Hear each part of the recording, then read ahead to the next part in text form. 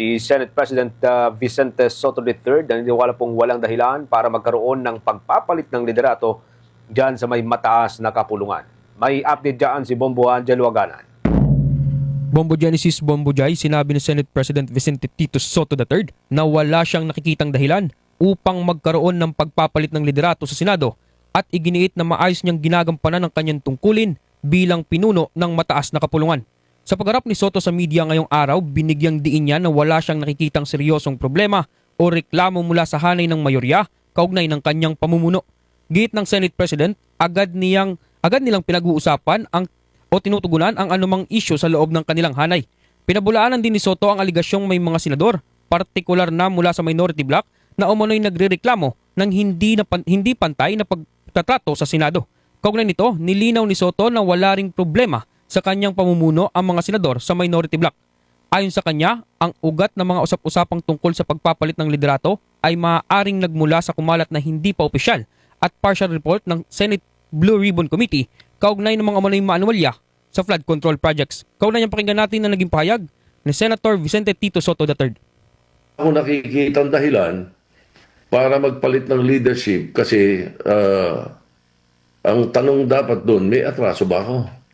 Ano ba ang hindi nagawa ng current Senate President na hindi nila na kulang sa tingin nila? Ano ba ang ginawa ng Senate President, incumbent Senate President na nakasama sa kanila? Or may pagkakamali or pagkakasala na nagawa? Ano ba?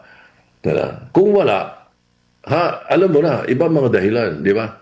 Sa minority, maaaring baka hindi sila natutuwa na baka akala nila hindi pantay-pantay ang trato sa Senado.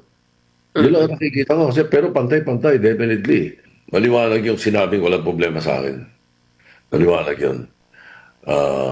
Ang nabanggit is bakit ganun ang trato nung report, Blue Ribbon report na hindi pa naman final or hindi pa official. Samantala, Bombo Genesis Bombo Jai, matatandaan naman na umalingaw ang usap-usapang umano'y may power sharing agreement sa pagitan ni Soto at Senator Loren Legarda. Ito ay matapos umanong tanggihan ng senadora ang alok ng ilang senador mula sa minority na siya ang gagawing kauna-unahang babaeng Senate President. Nilinaw ito ni Soto at iginiit na walang aktwal na pag-uusap na naganap hinggil sa naturang power sharing.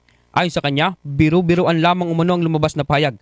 Gayunman, sinabi ni Soto na wala siyang magiging problema kung sakaling maging Senate President si Senator Legarda. Basta't ito ay mangyari matapos ang 2027 budget hearings. Aniya, nais niyang personal na bantayan ang pagtatalakay sa 2027 national budget upang matiyak na magiging maayos at transparent ang buong proseso.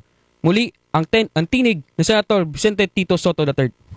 Ano yun pag wala sa floor mapagbiro yung mga yun. Doon na nag-umpisa yung kwento-kwento, ganyan-ganyan, di ba? Tapos si Francis nag-selfie. Tapos nagbibiro, power sharing. Ganyan. Kasi supposed to be, mga oras na nga na yun, alam namin gusto nilang iupo si Loren, nasa biroan stage yun.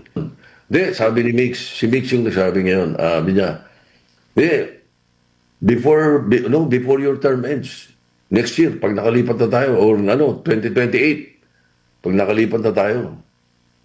O sige, Kako, pagkatapos ng budget ng 2027, pwede na natin pag-usapan yan. Kasi, siyempre, gusto kong bantayan yung budget ng 2027.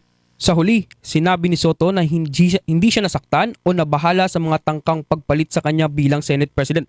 At iginiit na sanay na umano siya sa ganitong uri ng sitwasyon sa loob ng Senado. Bunsod ng kanyang mahabang karanasan bilang mambabatas. Dagdag pa ng Senate President, hanggat ginagawa niya ng maayos ang kanyang trabaho at hindi siya nakakagawa ng anumang bagay na nakakasama o nakakaagrabyado sa sambayan ng Pilipino, mananatili umano siyang matatag sa kanyang paninindigan at panatag na magtatrabaho.